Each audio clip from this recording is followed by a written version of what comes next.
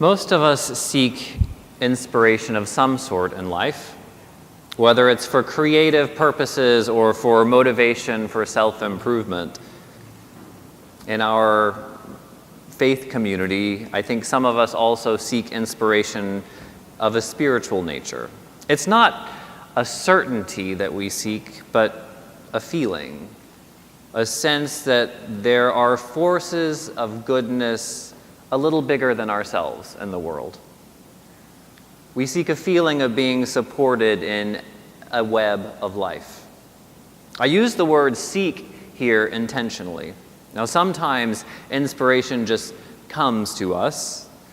Those are glorious times to be cherished.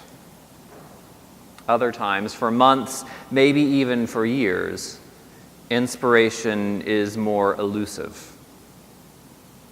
Instead of waiting for it to knock on our doors, we have to seek it out. Sometimes we have to go on a journey to find some awe in our lives. Last week, I was away from Tapestry having an awesome journey of my own. It was not intended as sermon preparation, but somehow the timing worked itself out. Last week, I sailed to Catalina Island for the first time. I'd been over on the ferry a couple of times, but this was my first time to sail my own little boat over there. The trip was a little more than I had bargained for. Friday, I loaded up the boat with food and supplies and took off with a friend. It was a beautiful day for the first hour. You know where this is going.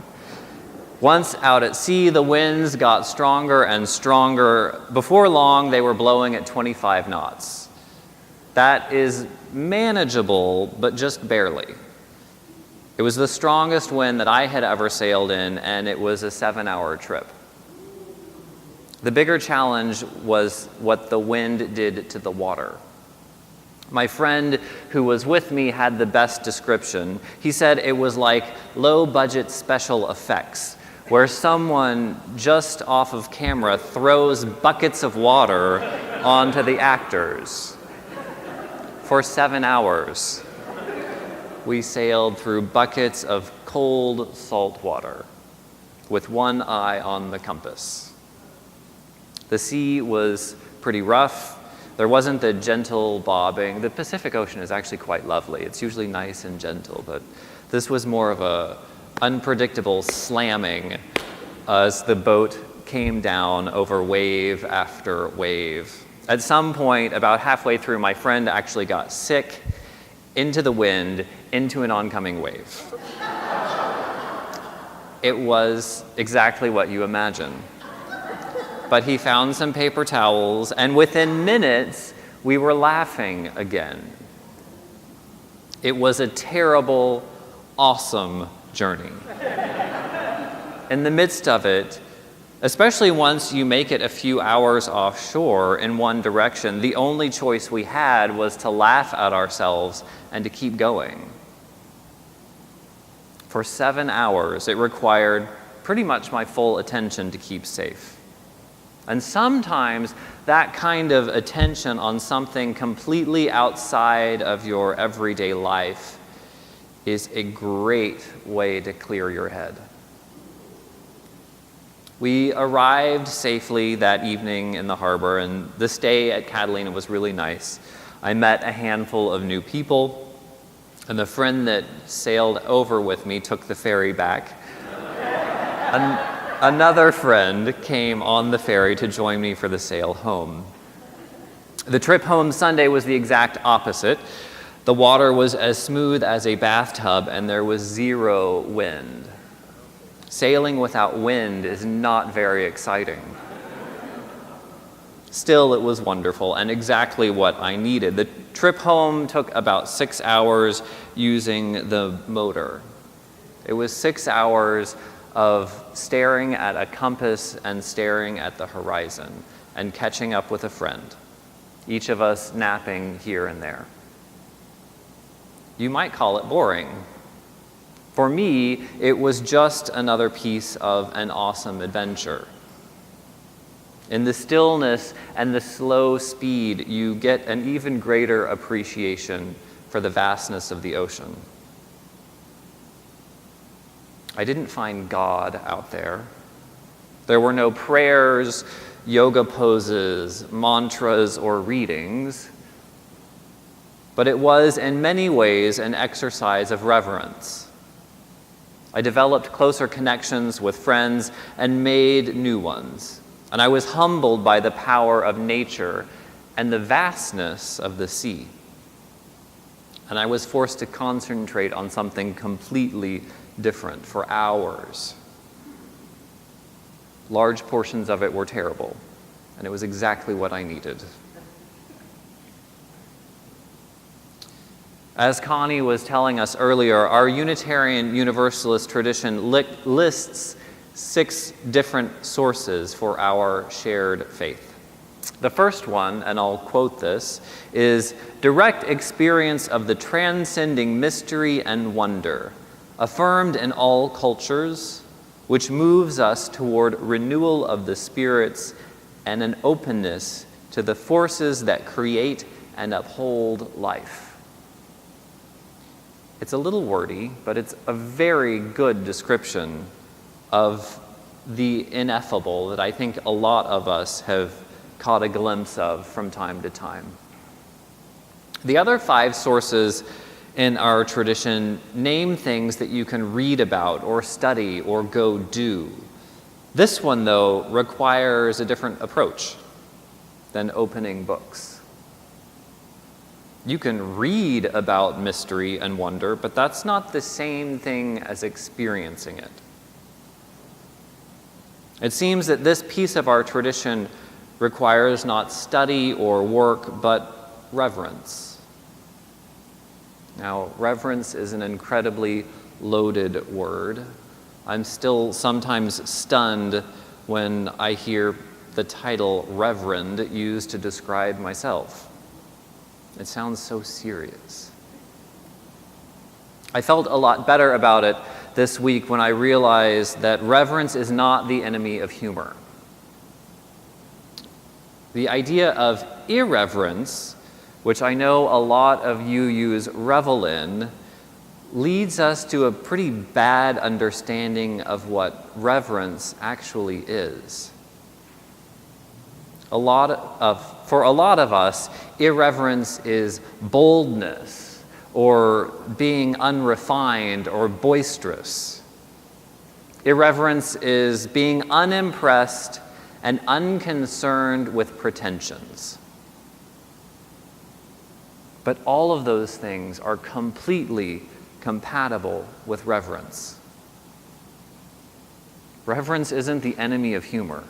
True reverence is actually pretty gritty.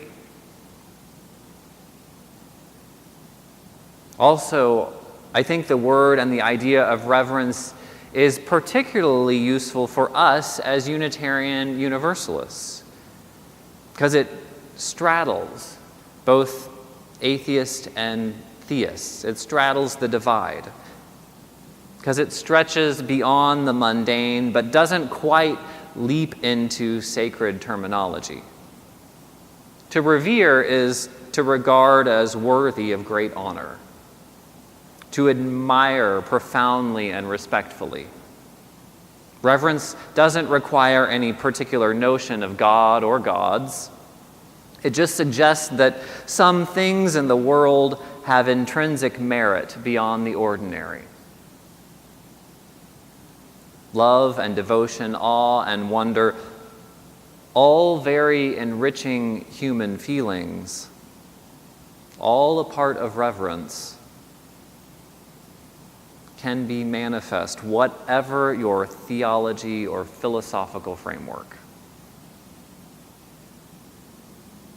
Reverence arises through our mutual recognition that there are humbling powers beyond us, powers we don't fully understand that control and shape us, whether they're gods or not.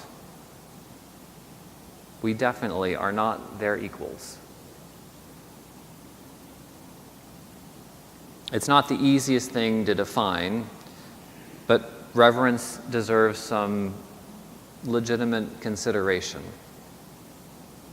It's elusive because it's a virtue. It's not a concrete action or idea. This week I read about it as a question of adverbs. The question becomes, can I do this thing I'm planning on doing reverently? Let me contrast that with a question of nouns. The noun question asks, what action does reverence tell me to do? That's just the problem. Reverence, real reverence, generally doesn't tell us what to do. It's not a list of chores to tick off throughout the day, but rather it's about how we do those things. Checking a list would be so much easier. Go to yoga, drink your green tea, meditate for 20 minutes, look at the sunset, journal. Check, check, check. It doesn't work that way. Any more than going to confession or saying a rosary or giving your offering to the Buddhist statue works if they're not done with the right intention. So the question is, can I do this thing I'm planning to do reverently?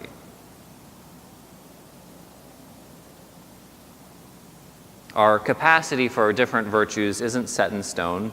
We each have innate capacities. They might be cultivated by our community or our upbringing, or we might help grow them ourselves. Those virtues also can get neglected and sort of wither. But the capacity is there, and it can be cultivated. Generally, virtues, and reverence in particular, grows through exercise. Perhaps the best way we can practice reverence is by paying attention. I talk about this a lot. Paying attention is incredibly simple. Maybe that's why it's difficult to remember. Paying attention to the sacred in our midst is quite a bit easier when we live in a striking environment. When I lived in Laguna Beach for a few years, I was able to walk my dog at the beach every morning. It was like a daily, bam, wow experience in the morning. Some of you, I imagine, experience magnificent vistas on a regular basis. Some of you have lovely gardens, I know. Now, Lake Forest is nice, but it doesn't have much of a wow factor. Most of us have to work a little harder to find some wow. Sometimes an awesome journey is just a little adventure, helps us to pay attention. And now a lot of Tapestry members travel a lot, like all over the world.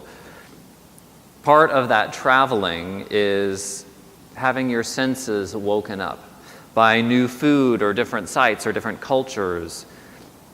You can't help but wake up and pay attention when things change like that. And hopefully, when you get back home, you see your own world with new eyes as you have a point of contrast for what you see every day.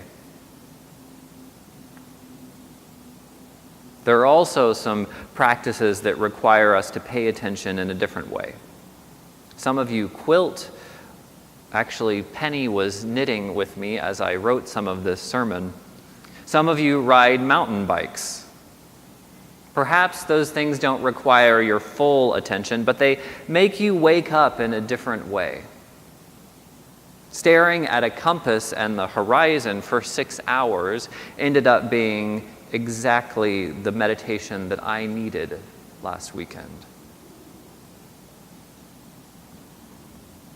Paying attention can be a private thing. It can also be something that you do with other people. An extra set of eyes really helps when you're looking around. You know, birders, those folks that get really fascinated about spotting different species of birds, they often go on these outings together. And I always thought that seemed really strange. More people create more noise, and that would likely scare away the birds, right? Well, actually, I was wrong. If birders work together quietly, then their possibility of sighting birds is actually much better. I stand corrected. They can see more when they work together. We can see more when we work together. We might also practice reverence by paying attention to other people. It sounds super obvious, but how often do we actually pay attention to the people in front of us? Like, really pay attention to them? In our vast religious diversity of Unitarian Universalism, most of us see the sacred as something that's reflected in people and something that emerges in the midst of community. It only makes sense then that if we believe the sacred is in our neighbor and in our relationships, that we should pay attention to them. A Unitarian minister, Jan Carlson Bull, talks about the momentary noticing of her fellow passengers on the New York subway. She writes, "For years, I took the C train and the Uptown number 4 every day. Once in a while, usually during rush hour when we were packed in like vertical sardines, the car I had boarded became still. Nothing out of the ordinary was happening, just a silence. I began to notice my fellow passengers. I noticed faces with every shade of joy and distress and a rainbow of skin tones and profiles, markedly different, but each confirming a human countenance. I was compelled to realize how interdependent we are and how utterly dependent we are on forces beyond ourselves and the boundaries of that momentary world. And we were in transit, just like we would be when the silence ebbed and the train stopped and we scattered. We don't have the sardine experience of subways in Orange County. We do have freeways and shopping malls. We have waiting rooms and ballparks, and Sunday mornings gathered with folks that we may not know very well yet. These are all opportunities, even for a moment, to notice fellow travelers. Pay attention to the spark in them. Pay attention to the spark in yourself. Reverence can also be an inward-looking activity. Reverence can be as simple as paying attention to what you're doing right now, paying attention to what you're feeling. So in closing, I want to offer a short word of warning and hope. What you find in paying attention may not always be pretty. Awesome journeys are rarely all sunshine and rainbows. In fact, often it's the challenges, the difficult realizations, the ugliness that we encounter along the way that opens our mind and our heart to new understanding. So pay attention if you dare. Open your eyes for the ride. I promise you, it's worth it. Amen.